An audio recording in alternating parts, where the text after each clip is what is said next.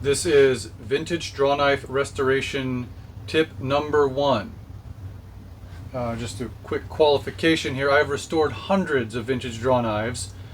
There are quite a few pitfalls that you want to watch out for if you're going to undertake this exercise, and I'm going to address some of the major ones in a singular video. So this is going to be just about dealing with loose handles that are salvageable if you can just tighten them up.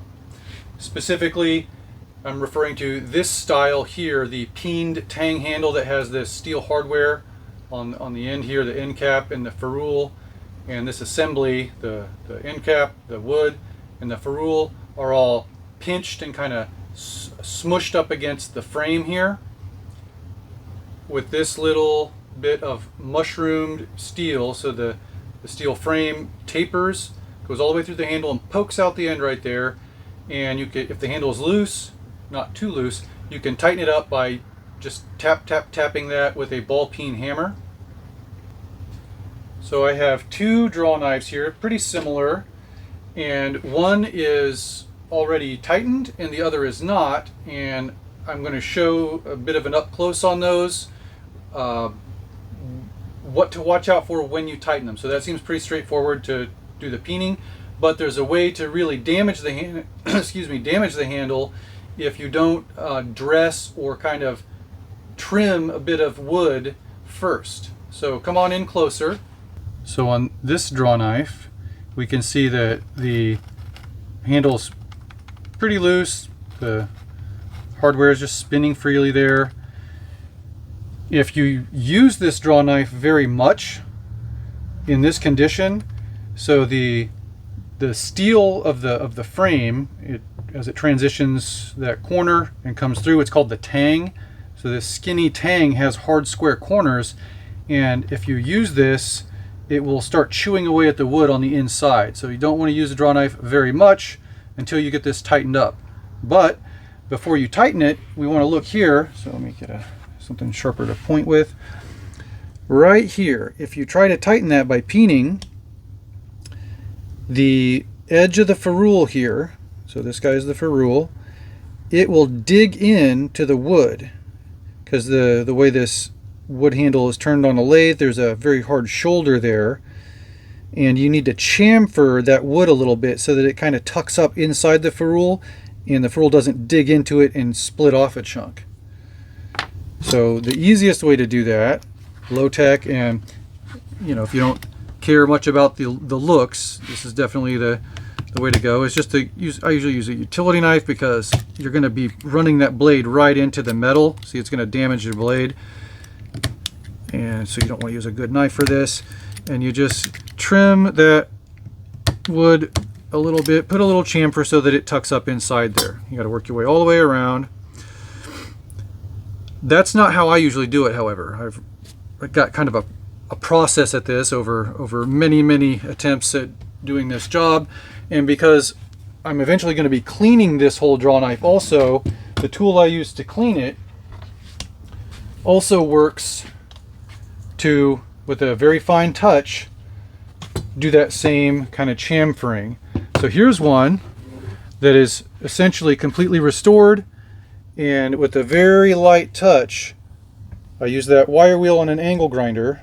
So I clamp the draw knife in a vise, hold the grinder with two hands, and just use a light touch, and the bristles of that wire brush will erode the wood just enough. Again, with just the right touch there. But then I also use a light touch and clean any varnish or paint, any surface coatings that are on the wood. Just clean the grime of the decades off of there, and give the entire draw knife a good thorough going over with that wire wheel. So that's the cleaning tool, and also what I use to give usually a very nice, neat, tidy trim to the wood there so that they won't split. And here's that wire wheel in action. Notice that very feathery, cautious handling of the tool. Notice also the lack of a glove on my left hand. I forgot, just doing this video, I forgot to put a glove on that left hand, which I usually do. And at the end of the recording, I had all kinds of little bits of those wire bristles sticking out of my knuckles. So those bristles will impale your skin. Also, for that reason, wear a full face shield, and I usually put on a denim jacket too. Those are dangerous little buggers. And then one further point is, don't use a brand new wire wheel. It will cut too aggressively and is very easy to gouge into the wood. So I will, in that case, run it over the hard square corners of some scrap metal. And you'll also get a sense of how grabby it can be. It'll kind of try to pull that grinder around. It can kind of suddenly jerk the grinder almost out of your hands if you're not anticipating it. So get used to the feel of it before you go at your tool that you're going to restore.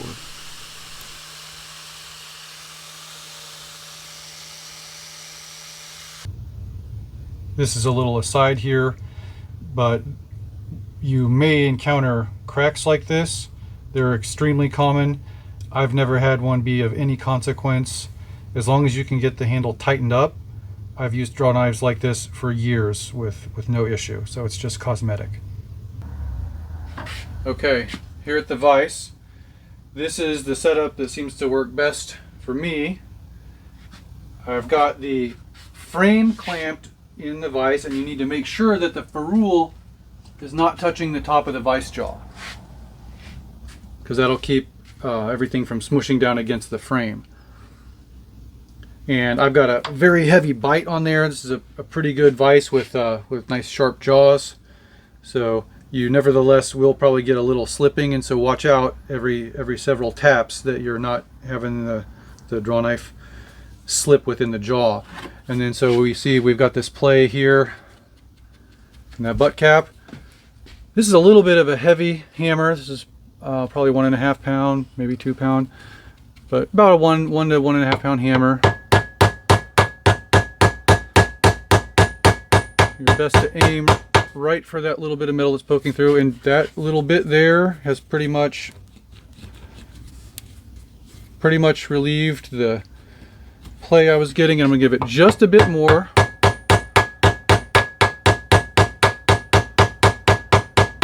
For good measure, but not too much. If you go crazy, you can crack the whole handle, like cause it to completely split in two. So that feels pretty good. I lucked out there that that's all it took. Sometimes it can take 1,000 taps. I'm down here on this very low stool because if you don't have a good sturdy bench vise, you can suffice with just a concrete floor or any floor that has very little bounce or give to it. You might want to put something, a scrap of wood down so you don't damage the floor. And then I'll kind of put something to cover the edge, steady the draw knife with my foot, and do that peening like so. This isn't nearly as efficient as the vise because there's a little bit of bounce and give against the wood, but it will get the job done eventually. I should mention that before doing anything else, the first thing I always do is put a, maybe not perfect, but a serviceable edge on the draw knife and test it on some dry hardwood, some oak, ash, hickory, hard maple, something like that, just some firewood, some scrap, and make sure it holds an edge, because contrary to popular belief, many of these old draw knives do not hold an edge. They either were not tempered properly at the factory, the heat treatment, or somebody got too aggressive with the bench grinder at some point in its history. But that's the number one thing to do, because if it doesn't hold an edge, there's really no point in doing the rest of the restoration. So as soon as you know it has a good edge holding, then dress the ferrule area on the wood, and then tighten the handles, and then finish up with the restoration. So that's tip number 1, and I'll be issuing additional ones. There's probably half a dozen things to mention about this process, and if you want to see those, please subscribe and check out some of those videos as they come along. Thank you.